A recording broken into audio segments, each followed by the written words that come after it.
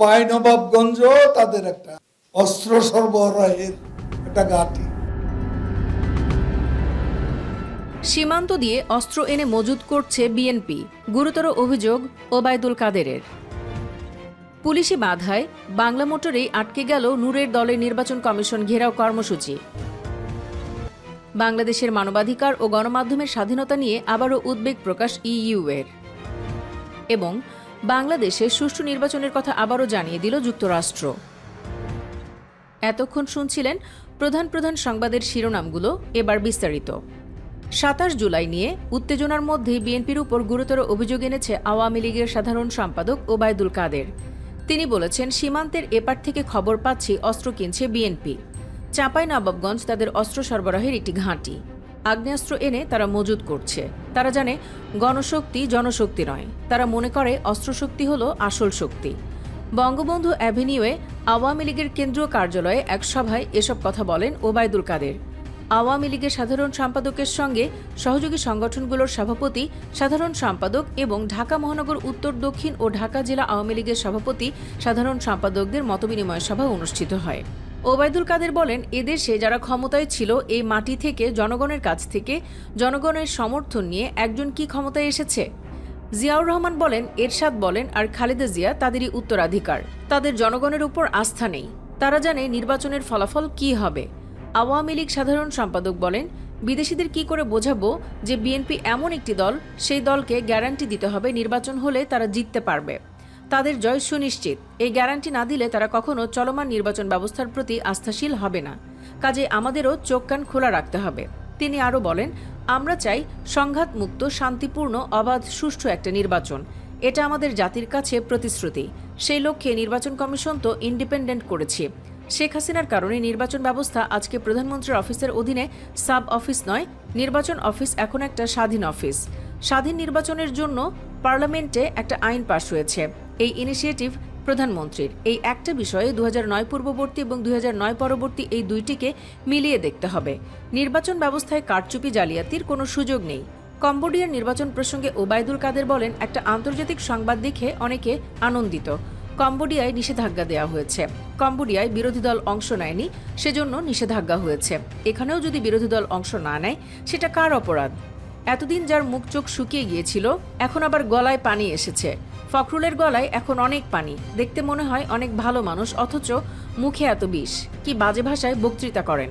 কাদের বলেন, বিএনপির ৭ জেলা সমাবেশ আর আমাদের ৭ উপজেলা সমাবেশ, ৭ উপজেলা আর ৭ জেলা, পার্থক্যটা দেখবেন। সবাই দেখেছে। এটা হলো শেখ হাসিনার উন্নয়নের প্রতি আস্থার একটা নিদর্শন। সভায় দলীয় নেতাকর্মীদের উদ্দেশ্যে ওবায়দুল কাদের বলেন, এখন থেকে আর নিষ্ক্রিয় থাকার সুযোগ নেই। নির্বাচন পর্যন্ত সবসময় সতর্ক থাকতে হবে। সংঘাত আমরা করব না, আমরা মাঠে সতর্ক থাকব।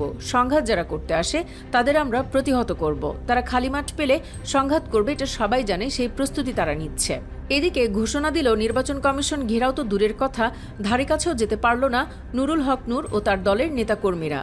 পুলিশি বাধায় বাংলা মোটর মোড়ে শেষ হয়েছে নুরুল হক নূরের নেতৃত্বাধীন গণ অধিকার পরিষদের নির্বাচন কমিশন অভিমুখে ওই পদযাত্রা। দুপুর ২টা ২০ পদযাত্রা শেষ করেন দলটির নেতাকর্মীরা। পুলিশের বাধায় বাংলা মোটর মোড়ে অবস্থান নিয়ে গণ অধিকার পরিষদের একাংশের সভাপতি নুরুল হক নূর বলেন, নির্বাচন কমিশনকে ৭ দিনের সময় দিলাম। এ সময়ের মধ্যে ইসি যদি গণ অধিকার পরিষদের নিবন্ধন নিয়ে তাদের সিদ্ধান্ত পুনর্বিবেচনা না করে, তাহলে ফাইনাল খেলা হবে। নূর আরও বলেন, গণ অধিকার পরিষদকে নিবন্ধন দিতে হবে, দলের কার্যালয় খুলে দিতে হবে আগামী ৭ দিনের মধ্যে। না হলে আমরা নতুন কর্মসূচি দেব। আগামী ২ মাসের মধ্যে বাংলাদেশের ভবিষ্যৎ নির্ধারণ হবে উল্লেখ করে নূর বলেন, প্রাথমিকভাবে বিরোধী দলগুলো শান্তিপূর্ণ কর্মসূচি দেবে। পুলিশ যদি কর্মসূচিতে বাধা দেয়, হামলা করে, তাহলে নেতাকর্মীরাও যা করার তাই করবেন। গণ অধিকার পরিষদের নতুন কার্যালয় কেনার উদ্যোগ নেওয়া হয়েছে জানিয়ে নূর বলেন, এরই মধ্যে কার্যালয় কেনার জন্য ৭৩ লাখ টাকা দেওয়ার প্রতিশ্রুতি পাওয়া গেছে। আমরা ১ থেকে ১.৫ কোটি টাকা ব্যয়ে নতুন কার্যালয় কিনব। পুলিশকে উদ্দেশ্য করে নূর বলেন, জনগণের টাকায় আপনাদের বেতন হয়, আওয়ামী লীগের টাকায় নয়। তাই এখনও সময় আছে, জনগণের কাতারে আসুন। এই সরকারের সময় শেষ। নির্বাচন কমিশনকে প্রতিবাদ লিপি দিতে ৪ সদস্যের একটি প্রতিনিধি দল ইসি কার্যালয়ে আজ যাবে বলে উল্লেখ করেন নূর। এর আগে বেলা 12:30টায় রাজধানীর বিজয়নগর কালভার্ট রোডে দলের কেন্দ্রীয় কার্যালয়ের সামনে থেকে মিছিল নিয়ে রওনা দেন নেতাকর্মীরা। মিছিলটি পল্টন, 0 পয়েন্ট, মৎস্য ভবন, শাহবাগ হয়ে বাংলা মোটর মোড়ে পৌঁছালে পুলিশ আটকে দেয়। অপরদিকে বাংলাদেশের মানবাধিকার ও গণমাধ্যমের স্বাধীনতা নিয়ে আবারও উদ্বেগ জানিয়েছে ইইউ। নির্বাচনকে সামনে রেখে বাংলাদেশের মানবাধিকার পরিস্থিতি ও গণমাধ্যমের স্বাধীনতা নিয়ে ইউরোপীয় ইউনিয়নের উদ্বেগ রয়েছে বলে জানিয়েছেন মানবাধিকার বিষয়ক বিশেষ প্রতিনিধি ইমন গিলমোর। তিনি বলেন, বাংলাদেশের মানবাধিকারের বর্তমান অবস্থা নিয়ে কথা হয়েছে। আমার মনে হয় বাংলাদেশের সঙ্গে ইউরোপীয় ইউনিয়নের সম্পর্ক অনেক ভালো। অর্থনৈতিকভাবে আমাদের সম্পর্ক শক্তিশালী। বাংলাদেশের মানবাধিকার ইস্যুতে আমরা বেশ কিছু পরামর্শ দিয়েছি, তারা সরকারি পর্যায়ে কথা বলবে। জাতীয় মানবাধিকার কমিশনের চেয়ারম্যান ডক্টর কামাল উদ্দিন আহমেদের সঙ্গে বৈঠকে বসেন ইইউ এর মানবাধিকার বিষয়ক বিশেষ এই প্রতিনিধি। বৈঠক শেষে গিলমোর বলেন, নির্বাচনী পরিবেশ নিয়ে ইইউ এর একটি প্রতিনিধি দল এরই মধ্যে বাংলাদেশ ঘুরে গেছে। তারা শিগগির রিপোর্ট দেবে। তবে নির্বাচন সামনে রেখে মানবাধিকার পরিস্থিতি ও গণমাধ্যমের স্বাধীনতা নিয়ে উদ্বেগ রয়েছে ইইউ এর। জাতীয় মানবাধিকার কমিশনের চেয়ারম্যান ডক্টর কামাল উদ্দিন আহমেদ বলেন, বিচার বহির্ভূত হত্যাকাণ্ড ও গুম এসব বিষয় নিয়ে কাজ করছে কমিশন। এসব ঘটনা আমাদের জন্য দুর্ভাগ্যজনক। বিদেশিদের কাছে দেশের ভাবমূর্তি নষ্ট করে। নির্বাচন নিয়ে তেমন কিছু আলোচনা হয়নি, তবে নির্বাচনে এমন কিছু করা যাবে না যাতে আমাদের দেশের ইমেজ নষ্ট হয়। শেষ করছি আসন্ন জাতীয় নির্বাচন নিয়ে যুক্তরাষ্ট্রের সর্বশেষ অবস্থানের খবর জানিয়ে। বাংলাদেশে আলাদা করে কোনো রাজনৈতিক দলের পক্ষে যুক্তরাষ্ট্র অবস্থান নেবে না বলে মন্তব্য করেছে যুক্তরাষ্ট্র। একই সঙ্গে বাংলাদেশে অবাধ ও সুষ্ঠু নির্বাচন হওয়া উচিত বলেও মনে করে দেশটি। মার্কিন পররাষ্ট্র দপ্তরের মুখপাত্র ম্যাথিউ মিলার নিয়মিত সংবাদ ব্রিফিংয়ে সাংবাদিকদের প্রশ্নের জবাবে এসব কথা বলেন। ব্রিফিংয়ে এক সাংবাদিক প্রশ্ন করেন, সারা বাংলাদেশে ব্যাপক বিক্ষোভ চলছে। বিরোধীদের শান্তিপূর্ণ সমাবেশে হামলার ঘটনা ঘটছে, যেখানে হাজার হাজার মানুষ ক্ষমতাসীন প্রধানমন্ত্রীর পদত্যাগ দাবি করছেন। বিরোধী দলীয় নেতাকর্মীদের মোবাইল ফোন তল্লাশি, গ্রেপ্তার ও হাজার হাজার মামলাসহ বিরোধীদের সমাবেশে ইন্টারনেট বন্ধের অভিযোগ আসছে। এমনকি মৃত বিরোধী নেতারাও বর্তমান সরকারের হাত থেকে রেহাই পাচ্ছেন না। তাহলে যারা বাংলাদেশে গণতান্ত্রিক প্রক্রিয়া ও মানবাধিকার ক্ষুণ্ণ করছে, যুক্তরাষ্ট্র কি তাদের বিরুদ্ধে ভিসা নিষেধাজ্ঞা আরোপ করবে?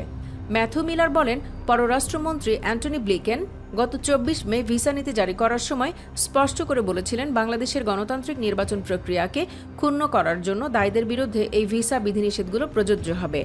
গণতান্ত্রিক নির্বাচন প্রক্রিয়াকে দুর্বল করে এমন কর্মকাণ্ডের মধ্যে ভোট কারচুপি, ভোটারদের ভয় দেখানো, সহিংসতার ব্যবহার করে জনগণকে তাদের সংগঠনের স্বাধীনতা ও শান্তিপূর্ণ সমাবেশের অধিকার থেকে বিরত রাখার মতো কাজ রয়েছে। এছাড়া রাজনৈতিক দল, ভোটার, সুশীল সমাজ বা মিডিয়াকে তাদের মতামত প্রচার করা থেকে বিরত রাখার জন্য পরিকল্পিত যে কোনো ব্যবস্থার ব্যবহার হলে সেটিও এই নীতির মধ্যে রয়েছে।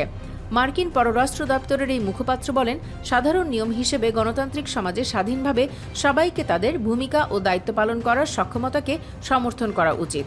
তিনি আরও বলেন, আমরা মানবাধিকারের উপর যে কোনো ধরনের বিধিনিষেধের বিরোধিতা করি এবং এই বিষয়ে এর চেয়ে বলার মতো আমার কাছে আর কোনো নির্দিষ্ট মন্তব্য নেই। সুপ্রিয় দর্শক, সরকার ও বিরোধী দলের সাপে নেউলে এই সম্পর্কের প্রভাবে সামনের দিনগুলো কি আরও বেশি উত্তপ্ত হতে যাচ্ছে বলে মনে করেন আপনারা? ইয়েস অথবা নো লিখে কমেন্টে জানিয়ে দিন আপনাদের মন্তব্য। ভিডিওটি ভালো লাগলে লাইক ও শেয়ার করুন আর আমাদের চ্যানেলটি সাবস্ক্রাইব করে সাথেই থাকুন। ধন্যবাদ সবাইকে।